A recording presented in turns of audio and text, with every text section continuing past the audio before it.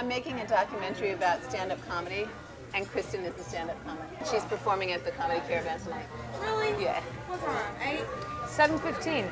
If you want to come, let me know and I'll put your name on the list. Yeah, okay. Okay. A road comic is somebody that, well, it's somebody that works the road.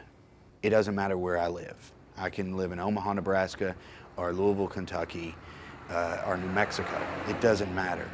There are comedy clubs within a radius, and I get in my car and I drive from my home to a comedy club, and I work there for 3 or 4 or 5 days. I turn around and I drive to another club and do the same. It's not my personality to get on a plane and fly over the interesting.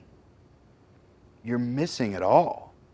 It's what happens from here to there is what I talk about once I get there. Why are you flying over the interesting? Ah, Louisville, Kentucky. Swear to God. Yeah! I've been all over the country. I've seen 42 states. I've been to Alaska. I've been to Hawaii, but there is nowhere I would rather be than Louisville on a Saturday night. Wait, that's called blowing shit straight up your ass. You really have the artistic freedom to do whatever you want. You know, you don't have time constraints, you don't have language constraints, you can do anything you want. So it's definitely the most free form of comedy is live stand-up comedy, where you've got that headlining hour in Middle America. I've been to Boise, Idaho. I've been to Phoenix, Arizona, Houston, Texas, Austin, Texas, Wichita, Kansas. You know, I'll do a show for 2 people, for 1 person. You know, I was 19 and they opened up a club in Nashville, a comedy club. You know, I thought I was funny, so I said I'm gonna try it. And I tried it, and people in the audience were 25. I mean, like, how can I make old people laugh? I knew I had to get some experiences, some life experience, because I didn't go to college. I did some research into my family background. I found out that my great-great-grandfather was George Washington Carver. Yeah, thank you, yeah. Apparently, he used to carve little bitty George Washingtons. Yeah.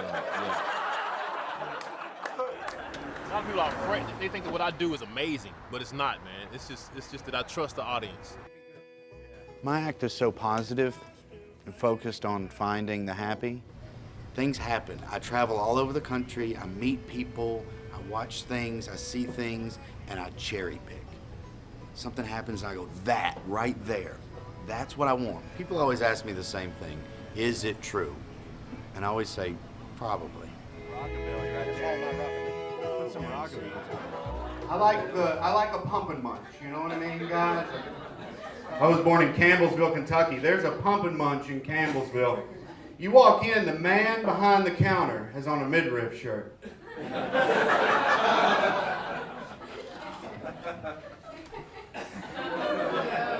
Shirt? No. He had a beautiful grocery locker. And apparently he was proud of it because he had it on the counter and he was rubbing it. Isn't that beautiful? You're not going to get that at the Flying J. It's not going to happen.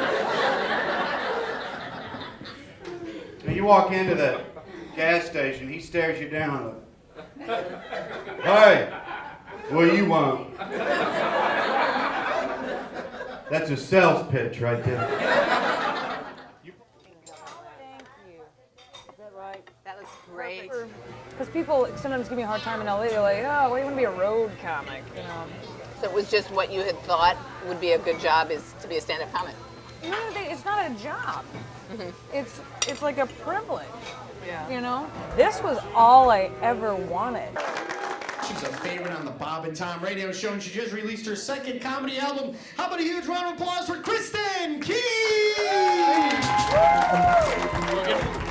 It's neat getting to have like an alter ego because in real life, I feel like I'm pretty polite. I'm nice to people. I go out of my way to not. I mean, I'm very non-confrontational. I'm kind of a pussy, but then on stage, I get to be like this very confrontational. If you talk to me, I'll fuck back. You know, like, argh. And I'm not like that. But it's really fun to get to experience that. Like, Thanks for coming out this week. This is a fun week to come out. We have no holidays this week. Last week we had 2. We, of course, had Mother's Day, which I don't know how to celebrate since I don't have kids, so I just got drunk and tried to get pregnant. We'll find out soon, you know. And, of course, last Wednesday was what the Latinos called Cinco de Mayo, and what old white women call Cinco de Drinko, and what alcoholics call Wednesday. A lot of comics, they like to drink, they party. This is my alcohol. This is my party. I'll hit a town, I'll go to Johnson City, Tennessee, or wherever, and I'll check in my hotel room, pull the yellow pages out. Antiques. I'm looking for the word junk. I don't consider myself a collector of Americana. I consider myself a collector of things that make my life happy. It would be absolutely wonderful to get this, and they announce my name, and I just come out and hit it and stare at the audience. Just beat it. The glass case is my favorite. Glass case is where they keep the good shit, right? Pump and Munch got to lock up the good shit. The CB radio, horny goat weed pills, the sword. It's a sword. What kind of an impulse buy is a damn sword? I walked into that gas the first time I saw it, you know what I mean? I was just standing there. I said, have you ever sold any? When would I need to own a sword? I mean, when would I need that thing? He cleared it up. This man looked me dead in the eye and went, hell, when you need it, you'll know it. My name is Tim Northern. I'm from Nashville, Tennessee. That's my hometown. I am the product of a biracial marriage. My father was African American and my mother was black. So that's what I got. That's what I got going for me.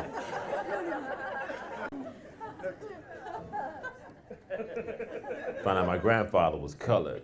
So I'm dealing with that and stuff. When I'm on stage, I don't try to outshine anybody. I don't try to outshine even me. It's not about my ego when I'm up here. Community is, there was a young comic in this week that asked me 2,000 questions, or she wanted to get to 2,000, but she was asking me all these questions, and most of it had to do with, as a female traveling, am I gonna be okay? You're alone, is it gonna get lonely? Should I get a dog? You know, and I'm like, the one thing is, you gotta have some sort of sense of faith, but more than anything, you have a built-in support group of people, and all you have to say is, I'm a comic.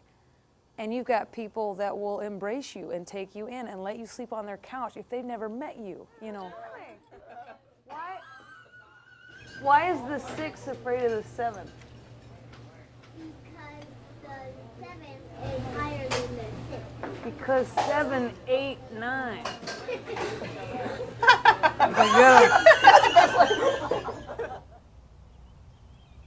I'm playing. You're playing. I'm playing. know I really that, am. Mister. I really am playing.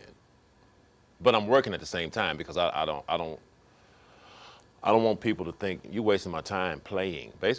Professional baseball players, you know, professional sports guys, they're playing a game. Even though someone's playing, a fan wants them to still work hard at it to be good, you know. If Alex Rodriguez struck out every time he was at bat, people would be like, boo, dude, you're no good. I mean, you're out there playing, you know. You're not working at it. So it's fun work. I'm playing, but it's fun work, you know. I'm having fun, you know. I'm having fun. 4, 5. I mean, 5.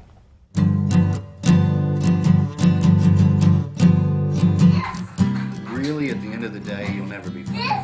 Putting a screwdriver in your butt and laughing and running naked through the living room. You can't write funny. It's impossible.